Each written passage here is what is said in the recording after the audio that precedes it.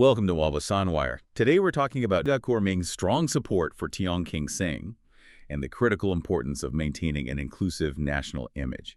So we saw quite a firm statement recently, didn't we? Nga Kor Ming, the Minister of Housing and Local Government, really throwing his weight behind Tiong King Sing, the tourism minister. Absolutely. And it wasn't just a simple, I support you. Nga Kor Ming was quite explicit, telling him to stand firm, keep pushing the tourism agenda, and basically ignore the noise, the, localized political flack. Yeah, don't get bogged down. Exactly. And this is interesting because strategically, it's way more than just cabinet colleagues backing each other up. Right. What Nga Kor Ming did here was, well, he laid out a fundamental marker for the whole unity government.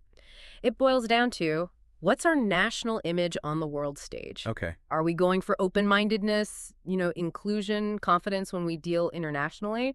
Or do we let sort of internal squabbles and sensitivities dictate policies that actually affect how the world sees us? It's a big ideological point he's making. Let's dig into that a bit because he really built a case for it.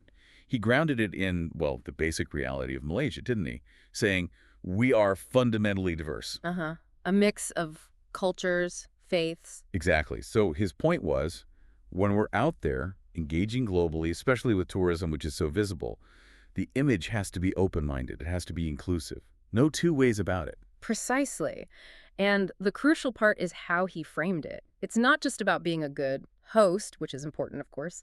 He positioned it as a symbol of national confidence. National confidence. Interesting angle. Yeah, he even called this open approach the source of our Asian charm, basically saying our acceptance, our accommodation, that's a competitive edge globally. It positions diversity and inclusion not just as something to manage, but as the core governing idea for Malaysia now and, well, going forward. And he used that phrase, didn't he? Something about the sea embracing all rivers. It sounds poetic, but it was a clear political message. He basically said, look, we all need to show the spirit of embracing all. A call to action, then. Absolutely. And a warning, too. He was very direct, saying we cannot let racial or religious emotions, the kind aimed at dividing people, drag down our global standing or our economy. It's a firm stand against using these issues for political gain. Which, sends a signal internationally, too, presumably. To investors. Tourists. Definitely. If you say local issues won't derail global policy, you sound like a stable partner. Predictable. Of course, taking such a strong line, it invites pushback, right, from groups maybe more focused on ideology than, say, economic pragmatism. But Nga Kor Ming seems to think the payoff is worth it. Well, the economic proof he presented certainly backs that up. Which brings us to the results, because talk is one thing, but results are what count in politics. Right, let's talk numbers, because the tourism figures he highlighted were, frankly, pretty staggering. They really are, and they're the core evidence for his whole argument. Get this.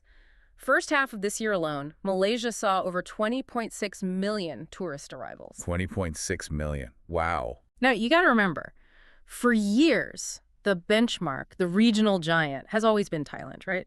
Everyone knows Thailand for tourism. Yeah, they're huge. Well, that 20.6 million figure means Malaysia actually overtook Thailand. We became the #1 tourism spot in Asia. #1, overtaking Thailand. That's what the numbers show. And if you look specifically at, say, Chinese tourists, a huge market arrivals here were higher than in Thailand. Tops in Southeast Asia for that group. Okay, that's massive. That's not just bragging rights. That's serious money coming in. Yeah. Foreign exchange, support for the ringgit. Exactly. A huge boost to the national economy. And it's not just happening by accident. It's linked to this inclusive approach they're championing. It makes the policy hard to argue against when you see results like that. And he gave that specific example too, didn't he? The global travel meet. Right, the global travel meet. A perfect example of the immediate economic impact. It was a professional event, fairly targeted, ran for only 2.5 days. And generated RM 420 million in revenue. 420 million ringgit in 2.5 days. Correct. And that's not just, people buying souvenirs. That's investors, big travel agencies signing deals, major business happening fast. It shows the sheer economic power of this sector when it's allowed to operate on international terms without getting tangled in local politics. But that's the contrast they want to draw. Almost 500 million ringgit injected in less than 3 days on one side. And a debate about what drinks were served on the other. That's the context for why Nga Kor Ming is defending Tiong King Sing so fiercely. They see these events as vital. Okay, so let's get right into that controversy Nga Kor Ming was addressing. The elephant in the room, really. It was about serving alcohol at an international event, right? Under the tourism ministry's watch. His argument rests firmly on international standards. He basically said, look, if you're hosting an international banquet with global figures, CEOs, investors, providing alcoholic beverages is just standard practice. It's international courtesy. It's protocol. And he pointed out it wasn't strictly a government-run thing either. Crucially, yes. The sources indicated it was a private sector initiative, drawing global players, with the government essentially assisting, facilitating. And beyond the protocol, he challenged the reaction itself. He kept stressing rationality, didn't he? He did. He made the point very clearly. Nobody was forced to drink anything. So his argument is people, and especially political opponents, should look at this rationally, pragmatically, understand the context. It's an international business and diplomatic setting. Which implies the government is consciously choosing global norms and economic benefits over appeasing certain local pressures. It certainly looks like a calculated decision. Prioritize the global image, the massive economic returns showing maturity, over yielding to groups pushing very specific local norms onto international stages. That takes political will. And Kor Ming wasn't shy about criticizing the opposition on this. He accused them pretty directly. Extremely strong critique, yes. He accused them of deliberately trying to sensationalize the whole thing, of trying to confuse the public. He basically called it unacceptable behavior, right? Especially when you're trying to build a strong national image globally. Say it undermines the country. Yes, the implication being that the opposition is willing to potentially damage immediate economic gains, like that RM420 million event, for short-term political points based on whipping up local sentiment. So it really forces you, the listener, to think, doesn't it? Right. Given the clear economic upside, hundreds of millions in days, and the context of international practice, where do you draw that line? It's a tough question. Respecting deep cultural sensitivities versus showing national maturity, promoting trade, building global confidence. Nga Kor Ming's defense basically draws that line quite firmly, and that position seems central to the current government's approach. It's likely the key ideological battleground for them right now.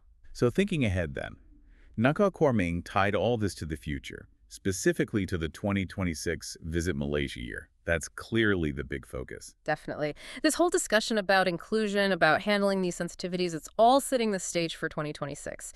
He's using this moment to rally everyone, politics, business, society, to look outward, build those international ties with, as he put it, an open heart. The main goal for 2026 then is fundamentally simple but challenging. Make every single visitor, wherever they're from, whatever their background, feel genuinely welcome, feel comfortable, feel at home here. projecting that true Malaysian spirit of accommodation, of openness. Exactly. What they're branding as our unique advantage. And this inclusive stance, the one he's defending so strongly now, is being presented as absolutely critical to making 2026 a massive success. Because hesitation or division sends the wrong signal globally. Precisely. If we seem unsure or divided internally, partners and tourists might look elsewhere.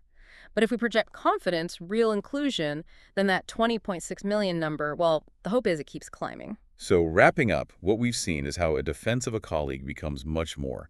It connects national identity, beating regional rivals in tourism, and major economic policy into one powerful case for inclusion. It really does. And it leaves us with a thought, doesn't it? If this open-minded, pragmatic, international approach is working so well in tourism that we're actually beating powerhouses like Thailand, well, you have to wonder. What other areas could benefit? Exactly.